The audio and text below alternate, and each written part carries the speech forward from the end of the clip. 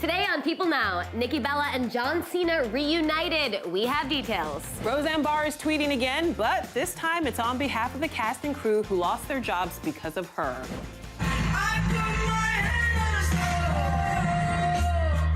Kanye unplugged and sharing his new music in Wyoming with some famous faces. And Jersey Shore star Angelina Pivarnick shares her exclusive video diary with us as she goes under the knife for breast augmentation. Plus, Queer Eye's Fab Five just dropped a new music video, and it is raining avocados, everybody. Things keep getting better.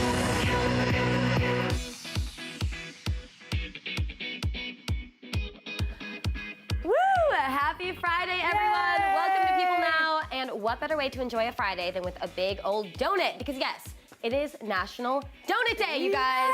We tried to get donuts here. Apparently there aren't donuts in the building. Everybody ate all the donuts. They might all be eaten already. They're all gone. But whether you love jelly, Boston cream, a good old glaze, or apple cider, today is your day. Let us know what type of donut is your favorite in our People Now poll on Twitter, or just tweet us your favorite flavor with the hashtag PeopleNow. Yes, but first, on to this. Roseanne Barr is continuing to explain herself after Monday's racist Twitter rant, which resulted in the cancellation of her ABC sitcom, Roseanne. On Thursday, the actress tweeted in part, quote, "I begged them not to cancel the show. I told them I was willing to do anything and asked for help in making things right. I'd worked doing publicity for them for free for weeks, traveling through bronchitis. I begged for people's jobs." She also expressed her regret to actress Jaden Ray, who played Mary Connor, the daughter of DJ and his African-American wife Gina on the show. Barr saying, "The saddest part of all is for Jaden Ray on the show, whom I grew to love so much, and I'm so ashamed of myself that she would ever think I do not love her because she is African-American." Barr ended her Thursday rant by tweeting, "I end by offering everyone involved one more apology and prayers for healing of our divided nation. Tomorrow is Shabbat, and I will continue to pray that everything for everyone goes forward and ends well for all. Signing off Twitter for a while. Love you guys." All right, make sure to stay on people.com for all updates on this story.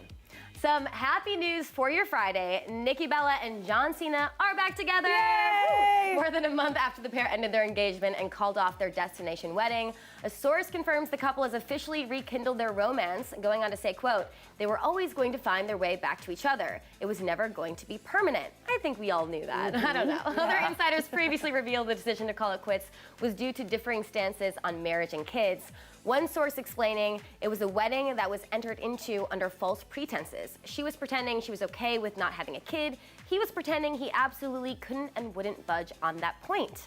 Well, Bella stopped by our show shortly after the breakup, revealing she was still in communication with Cena and that they were taking steps to get back together, including making lists on what they each need in a relationship. Watch this. So you're both making lists to kind of compare, to compare notes, literally on... Literally compare notes. Okay. It's totally John and I's personality. Okay. That's why he and I work so well. We're the king and queen of like to-do list. And literally, we will have the best dinner when we both know we checked off everything of our to-do list that day. If he puts kids on that list and couple that with the Today Show confession that he's ready, that he wants to start a family, is that, I mean, do you believe he's had a legit change of heart with regard to kids? 100%. Yeah? You know that now? I do. I truly think that he wants to be a father. I think John's gonna make an incredible dad. I mean, you see everything he does with Make-A-Wish. That's why I always knew, I'm like, he's meant to be a dad. Yeah. And it's just, I need time. I need time to digest. All right. Yeah. Okay, I am not surprised. They are back together. First of all, they're a hot couple, but can you imagine being a little boy wrestling with John Cena as your dad? I mean, that would be awesome. That'd be very awesome. Another thing that's awesome, I know Lola is really excited about this. I'm so excited Take a look at about this, you guys. Make no mistake, I'm still never young. Okay, this is amazing. Kanye West is bringing his music to the people. Easy hosted an outdoor listening party for his brand new album on Thursday night, inviting members of the media, friends, and fans to gather around the campfire in Jackson Hole, Wyoming, for the most epic late-night jam sesh ever.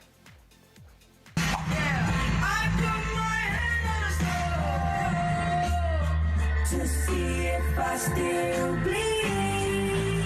Yeah, and the songs previewed are all from his new solo LP, Yay, which officially dropped Friday morning. And a bunch of his famous friends came out to support the rapper. Chris Rock, Nas, Jonah Hill, Ty Dolla $ign, 2 Chainz, Kid Cudi, and more. That would be just amazing to be in the presence of all of those people. Where was my invite? I know, right? Same. And of course, supportive wife Kim Kardashian West came out to cheer on her husband on the day of his big release. The album features 7 new songs that touch on everything from Kanye's mental health to his history with drug addiction, and even how Kim reacted to Kanye's infamous declaration that slavery was a choice. The Yeezy designer also name-checks Stormy Daniels and Russell Simmons, who has recently been accused of sexual assault. But fans are especially loving one lyric in particular that slams sister-in-law Khloe Kardashian's boyfriend, Tristan Thompson, by referencing his recent cheating scandal. So here's the line. All these thoughts on Christian mingle, that's what almost got Tristan single. Ooh, I like it. Yeah, you did that, girl. Good job, Andrea. I didn't do that very well. And Twitter is in a tizzy over it, with listeners posting GIF reactions that range from calm disapproval to total shock and awe. What can we say? It's art imitating life. I know Lola is here for it, for sure. I was in my living room last night jamming, trying to keep my 3-year-old asleep, but I was like, go Kanye, Hey, but this is the thing though, like he drops new music and it's great, but then do we forget all the crazy things he said? I don't, but the great thing about Kanye is he addresses his crazy. I mean, the cover of his album, he addresses being bipolar. He talks about having liposuction. He talks about going through depression, coming out of it. He talks about everything. I love that he's so transparent. That's what makes him a real artist to me. He's willing to just put it all out there. I also like that this was in Wyoming around a campfire. I feel like it seems like anyone could just stumble into this amazing, awesome thing. I was tweeting one of my friends last night. I was like, this is like a hip hop Woodstock. It's like Yay Stock. So I was there for Yay Stock. Well, we weren't there. We weren't there. Yeah. Next time. Next time. Next party. Let us know. We'll bring the donuts. Lola, you're even more in Star Trek. I sure do. We're kicking off Star Trek today with a pretty fabulous appearance from the cast of Queer Eye. Check it out. Things keep getting better. Things keep getting better. Things keep getting better. Oh yes, honey. Queer Eye's Fab Five teamed up with Betty Who for a remix of All Things, the song that opens each episode of their hit Netflix show. The video includes Jonathan's signature hair flip, Karamo surrounded by tissues, Tan looking extra fierce, Bobby's adorable self, and oh yeah, did you catch the avocados? Anthony embraced those internet memes and made us all swoon in that cut-off hoodie. Yes, bring me the guacamole, baby. National Pride Month kicks off today, and Queer Eye Season 2 drops June 15th, so I will definitely be watching this video all month. Right, Andrea? Yes, we're watching it together. All right, up next, Bella Hadid has no problem holding her own with supermodels like Naomi Campbell, but the sultry 21-year-old wasn't always this confident. In a new interview with InStyle, Bella opens up about having insecurities growing up, and she's also setting the record straight about those plastic surgery rumors, telling the magazine, quote, people think I got all this surgery or did this or that, and you know what? We can do a scan of my face, darling. I'm scared of putting fillers into my lips. I wouldn't want to mess with my face. All right. While she's more comfortable in her skin now, Bella says she had to learn how to be confident after bullies made fun of her, quote, weird face and big hips. Ouch. She also reveals that she went through a serious depression after a slew of negative online comments last year. Luckily, Bella's learned to ignore the haters and she has no time for social media clapbacks. Bella, keep being your fierce self. I love it. And those are your Star Treks for today. I feel like you can't read the comments. No. People are mean. No. All right, stay with us. Actor Sam Claflin is dishing on his Adrift co-star Shailene Woodley and her rugby player boyfriend. Plus, the cast of American Animals is talking the surprising downside to going incognito for their big heist scenes. Stick around for that. All right, if you remember, it is National Donut Day. Raining donuts might remind you. We have a People Now poll asking you what your favorite type of donut is. So let's see the results so far. right. Looks like, Glazed Donuts is running away with this. 56%. Yes, Team Glaze all the way. I mean, apple cider is like not doing well in this poll. I don't know. But then know. again, I mean, I've never even heard of an apple cider donut. I think that's a seasonal donut. I haven't. And jelly. It's an East only Coast thing, I 11%. guess, even though we are on the East Coast. We are on the East Coast. Something new for me. All right. Well, of course, National Donut Day is also the perfect day for some amazing tweets. Let's see what everyone's saying. Yeah, happy National Donut Day. I love that moment. Yeah, we prefer to call them energy rings, but donuts will also be acceptable. I like that. Okay, yeah. Energy 'cause then you don't rings. feel so guilty. I need a glazed donut right now. We've been trying, Lola. Oh, So far, it's not please, happening. donuts. All right, guys, keep taking our donut poll. Vote for that apple cider donut. But now on to this. Jersey Shore star Angelina Pivarnick recently made the decision to go under the knife and receive a breast augmentation. Now, she shared her journey from start to finish and why she chose to have the procedure done in an exclusive video diary for People Now. Watch this. Hey guys, it's Angelina. So today is my surgery day. To be honest with you, I've never had surgery before, so this is like a very, very big deal for me. I noticed after my weight loss, I started to lose boob and volume in them. So I noticed that when I tried on bikinis, they didn't look good anymore. So I felt insecure about my body.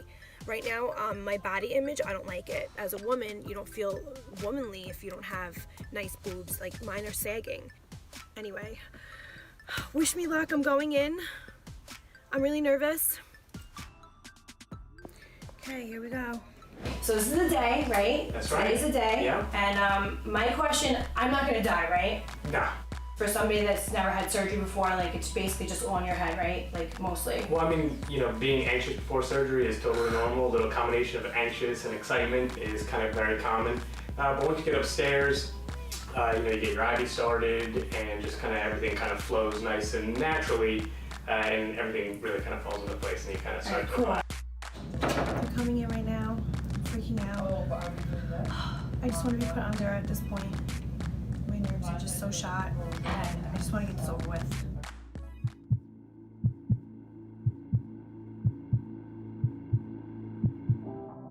So we just finished up in OR 5 with Angelina. She did great. She got a breast lift with implants, so she'll go to the recovery room for about 45 minutes to an hour, and she'll go home. She'll see me in the office tomorrow morning or tomorrow afternoon, and we'll have an update from there. In the waiting room at Dr. Tatel's office for my post-op appointment. Can't wait for what he's gonna say. I'm gonna take this bandage off and I'm gonna show him, you know, what it looks like and everything like that. And for one day out, feels pretty good. Looks great. They're swollen, they're high, which is exactly how it is. Oh my God, it looks so good, holy crap. Yeah, they're awesome. Right now, I am wearing one of my, it's my favorite dress. I wear this dress all the time. I can't get enough of it. I usually have to wear a push-up bra that has 2 extra cup sizes. Now, I am not wearing a bra at all. I'm so happy and I'm so mind blown at Dr. Tatel's amazing work. I'm so thankful to him and his staff. Everybody treated me so well over there, and I love all of you guys, and thank you so much for everything. You know what? She looks very happy. No, she does. She looks ecstatic. I mean, look, surgery of any kind has got to be terrifying to go through. Right. So I'm glad that everything worked out for her and she's happier with her boobs. And listen, it's pretty brave of her to share that whole thing with the world. Yeah. I would have kept it really quiet, but she's like, here they are. I know. Here I am. No, do what makes you happy. Do what makes you happy. All right, you might know Sam Claflin from films like The Hunger Games or Me Before You, but he's now starring in the new survival movie Adrift. Yes, but the hunky actor has a lot more going for him than just movies. He's also a dad. Sam and his wife, Laura Hadid, have a son and recently welcomed a little girl at the start of the new year. Now, Sam opened up about becoming a family of 4 and his plans to expand the fam. There was a sentence that involved the word children and not child, and it just went, oh wow, there's plural. There's 2 of them. All of a sudden we became a family. I know that we were a family before we even had our children. We had a little dog, and that immediately made us a little unit, a little tribe. And now we've got 2 extra add-ons, and it's honestly amazing. It's amazing. I love it. Open to more kids in the future. Always. Yeah. I grew up in a big family. My wife grew up in a big family, and I think for both of us, well, for me anyway, when I was asked what I wanted to be when I was older, when I was a kid, I never used to say I didn't really specify a job. I said, I just want to be a dad. I want to be a dad. That's what I want to be. I want to be a dad. I want to be a good dad, and I want to be a cool dad. I'm failing at those parts. But No, I'm sure you're a cool dad. I'm sure you're a cool dad. Yeah, I'm gonna go out on a limb and say he's definitely a cool dad. Yeah, and a hot dad. Oh, yes. While filming Adrift on location in Fiji, Sam was separated from his family for several months, something he says he will, quote, never do again. It turned out to then be 3 months without them, and it's never going to happen again. I genuinely was so terrified that he wouldn't recognise me and have that horrible kind of, like, he's changed so much. But I felt like it wasn't that long ago, and time had gone really quickly. But in the airport, I just remember seeing him kind of coming through the right, and he saw me and said, "Daddy," and he just ran. And I think that, so cute. In all honesty, I just didn't leave his side the whole time. Well, that's the thing with these actors is I can't imagine having a family and then being gone for, what, 3 months to film, and you can't see them. I mean, there's a moment when you need like a vacation, and then you're like, okay, I miss my kids. But luckily, Sam's co-star Shailene Woodley had things a bit easier since her rugby player boyfriend is actually from Fiji. Now Sam gave us the deets on his co-star's new beau. Turns out he's a big fan. He's an amazing guy. He plays rugby, which I don't know if you guys are Americans are overly familiar. And people know aware. that. You guys don't play. But it's a really great sport. We went to go and watch him play, and yeah, he's amazing. Amazing man. I'm so happy for them both. Well, it's nice when your co-stars approve of your new boyfriends or girlfriends. That's cool. Yeah, also it's nice when your boyfriend is, well, he's also very attractive, but lives in Fiji. I know. So it's like, oh, I happen to be filming in Fiji and my boyfriend's here, so this is great. But what happens when she leaves Fiji? I don't know. Stick around. Sam will be back talking all about the new movie and how the cast and crew bonded over seasickness. Yes, it's a thing. All right. All right, on to this. Take a look. This library is home to the most valuable book in the United States. $12 million. You really need to see how easy this is gonna be. Oh, you know this from all your previous heists? The new film American Animals is a true story about one of the most daring heists in history, carried out by 4 college students. And it is good. The movie takes a new spin on how to tell the story, so it's part narrative and part documentary. It actually features the actual real-life guys that did the heist. It's really unique and cool. That's very cool. However, the director had a pretty interesting reason for not letting the actors playing them meet them before the filming. Didn't want us feeling like a responsibility to play them a certain way, because these guys were like, it was like 10 years after they experienced this. Didn't want them telling us like, oh, you know, I was this way and I wasn't really this mad or something. He kind of wanted us to color in these roles ourselves. Something I've often thought about is how my life would have been different if I hadn't met Warren. We had to approach it like they hadn't done it. The heist means something different to them after than it did beforehand. Yeah. Yeah, you'll have to see the film because it is kind of cool how they put the real people in the film in really unique ways. The group is also joined by the American Horror Story actor Evan Peters, who plays the mastermind of the heist in this film. So we had to get the inside scoop on what it was like working with the star and how much fun they had on set filming the heist scenes. He's just really talented. You know, he's a hard worker and he's really focused, dedicated, you know, like his approach is very, he's not goofing around, nothing like that. You know, he takes it very serious and it's cool, I respect it. Yeah. You guys seem to have like a really good bond, the 4 of you, especially in all the scenes where you're like actually doing the robbery. Yeah. I thought, like, how fun was that? Dressing up as old people, I mean, quite sticky. Very sticky, wasn't it? And, like, the sun was being, I was like, get this mustache off. Yeah, like all the mustaches and sideburns and yeah, this would and then kill me. I had a fat suit on as well, like to give me a bit of Mario. I look like Einstein. Mario. Yeah.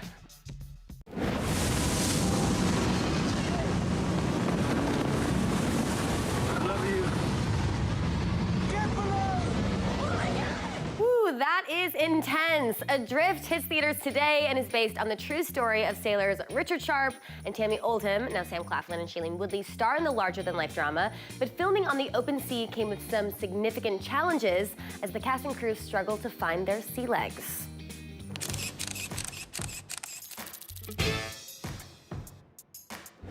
We were rubbing each other's backs and holding each other's hair back. Honestly, as I say, it was the best way to kind of get to know someone, really. Like, when you see someone with sick around their mouth, you know, it's sort of bizarrely a great opportunity to kind of break the ice. I remember at the beginning of the day, I gave my script, which had all my production, all my notes from like rehearsals and like script meetings and stuff. I had all my notes in it. I gave that to one of the costume ladies at the beginning of the day. I went to pick it up at the end of the day, and obviously the whole boat was covered in sick. and they'd been using my scripts because they ran out of toilet paper. They'd been using it to wipe their mouths, and so it was just covered in. Ew. So that's a little insight into how drastically The altered it glamorous was. life of filming on at sea. But, yeah, I mean, exactly. We were sailors.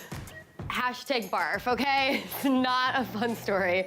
And being lost at sea means they had to shed those pounds. Sam revealed he and Shailene went on a very intense diet to look the part, which led to some serious real-life cravings. So in the film, Shailene's character feeds Sam a huge glob of peanut butter. Yum. Let's just say the duo was not actually acting when they finally had the chance to indulge. We were getting these little lunch packs every day that consisted of a certain amount of calories and were flavourless, and I mean, I was so plain and dull, and honestly, by about the 6th week of doing that, I was over it. So having that peanut butter was actually like a real moment of Flavor entered my body for the first time in like weeks, and so the orgasmic noises that we make during that scene was so genuine, and we didn't want the scene. So you can see how big the clump of peanut butter is, because we were so ready for anything, a bit of something. When a woman reaches puberty, she, according to God, is able to be married. They should be able to be married at 13, 14, 15 years old. And in some cases, if they menstruated already, 12 years old. Oh my goodness, that is creepy. That was a clip from the upcoming series People magazine investigates cults. The series begins with the story of Tony Alamo and the cult that he and his wife started. Now, this episode focuses on his reign and 2 of his child brides. It premieres on Monday, June 4th on Investigation Discovery. And we are pleased to be joined now by People writer Elaine Aridias. Welcome, Elaine. How are you? Good. Thank you for having me. That clip gave me the chills. This is such an intense story. I mean, this entire cult was run by this man, Tony Alamo. What can you tell us about him? Well, it started very early in the late 60s. He married his wife, Susan, and they went on the streets of Hollywood. And that's where it started. And they sort of started collecting followers. And they had a compound out there. And in 1982, Susan died. So when she died, it was almost like he started believing his own hype and really became more deviant as time went on. Now, the series focuses on 2 girls that Tony eventually married. How did he go about choosing those girls? And, I mean, tell us more about why them. He, he would get photos of these girls, and they were sort of brought in, by their families. I mean, that's the thing with children inside a cult. They don't have a choice. So it's Pebble Rodriguez and Amy Eddy. Pebble's mother and family was actually from New York City. They went to this compound in Arkansas because they wanted a better life. And she had a dream. Pebbles had a dream that she married Tony Alamo. But in retrospect, it was really out of fear. It was a nightmare. She was sensing something. But she told people, and they said, no, this was God speaking with you. And so immediately she had to tell Tony Alamo her dream. And so just like that, they were married. Wow. So basically the families kind of offered up their kids because they were drinking the Kool-Aid, basically. And he was the spiritual leader. Everyone followed him. They lived together. They did everything together. So, of course, they're going, who do they want more to be with their daughter? The leader of this church. Yeah. So what was life like for the young girls that were his brides? Well, the thing is that, so this was all in secret because they knew, you don't marry 14-year-old, 12-year-olds. There was one as young as 8. And so heartbreaking. It was very secretive, and Amy and Pebbles actually created a secret code where they would speak to each other with their eyes. They would literally spell out letters using their eyes. Almost like a Morse code type. Yes, and it was a way that they supported each other because he was raping them. He was beating them with a 2x4. They would hold down their wrists and their ankles, and a member would beat them. For any sort of infraction, whether it was late for breakfast or listening to the wrong kind of music, like music that wasn't approved. Well, Amy and Pebbles finally escaped. Tell us how they got away and how are they coping now? They had very separate journeys. Amy, because this was the only life she knew, she was born into the cult, she actually fled one day, like ran across the street and got to a family member who had already escaped the cult as well. And then Pebbles was, after Tony was arrested in 2008, the FBI had been working on this case, and he was charged with 10 counts of sex with a minor across the state border. Anyways, and so it took Pebbles a little while longer to realize what was happening. And so with the help of a stranger through the internet, she escaped the cult. And seeing those pictures, it seems like they're still in communication and they're able to talk about it now. They're the best of friends. They help each other. And they have their good days and bad days, you know, but because it is a very traumatic experience, but they are doing really well. They're excited to be free and they're able to talk about it, and they want other people to not go through something like this.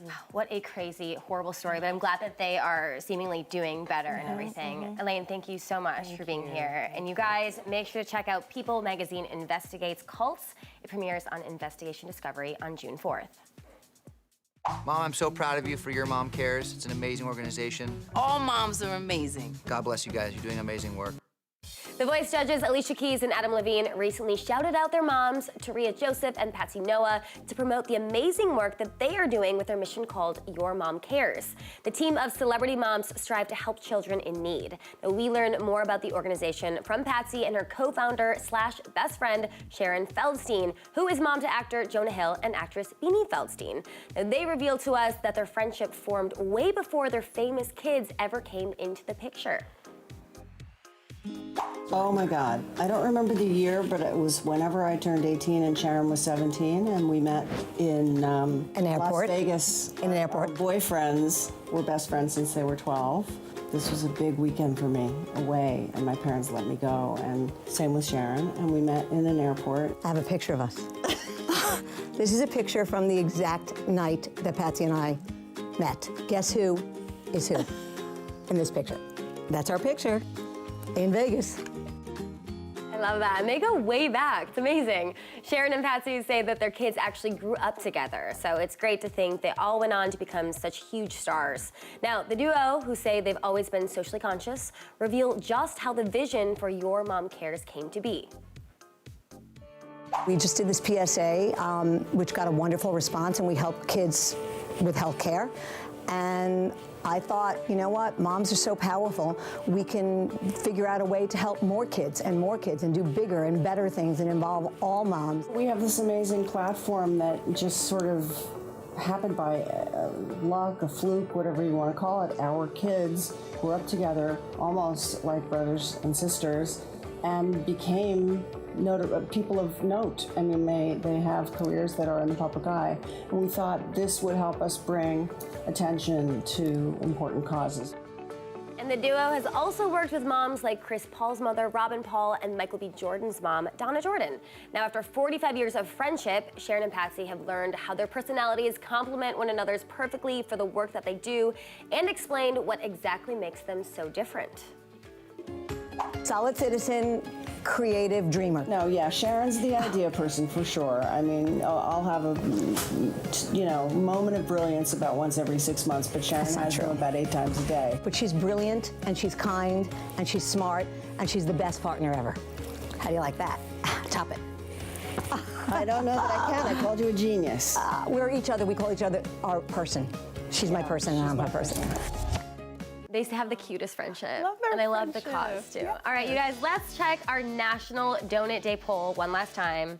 We want to know which one's coming on top here. Not surprised here, glazed one. 56%. Oh, little poor jelly donut, only 12%. And people are tweeting about National Donut Day because it is such a special day. So Right. here's what Twitter is saying about the holiday. Here we go. Happy National Donut Day.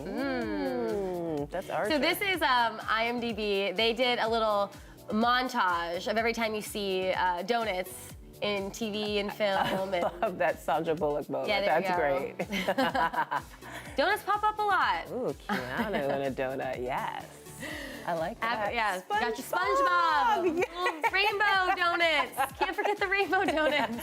Yoda in a donut. Oh, here we go. Do or donut. There is no try.